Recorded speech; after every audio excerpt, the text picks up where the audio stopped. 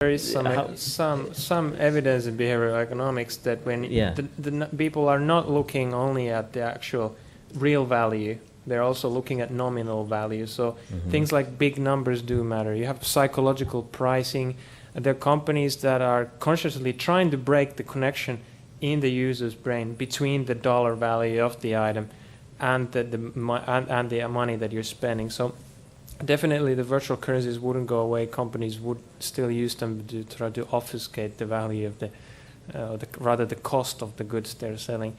Also, having virtual currency gives you all sorts of wiggle room when you're talking about stuff like taxation and accounting, for example.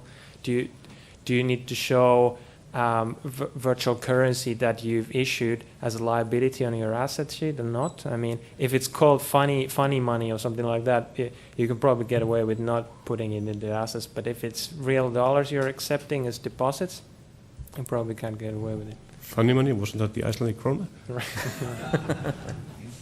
So I perfectly agree with my colleagues here that the virtual currency would not go away. There's just too many other things attached to it that makes it a viable option for the developer. However, it's interesting to note that these payment methods are so expensive. And I think that we will see a rapid evaluation of that in the future, and I think it will actually make it easier to have more currencies, because people are in the end very smart, and they will be able to make a exchange rate calculation very quickly between various different currencies, and therefore for them it will not be a problem. But making purchases in those currencies with a very low cost will actually make it more easier to participate in various different economies. So while the real life is talking about heading into one big currency to be able to monitor and regulate it and all that, it's quite interesting to see that in the virtual world we are going exactly the opposite direction, and I think it will continue to do so over the next 2 years. I think before we finish, because I sense that you're going to finish the session here, I think one very important point that that we discussed over the lunch, and I think I'll share with everyone. It was a good lunch. Yeah, it was a very nice lunch.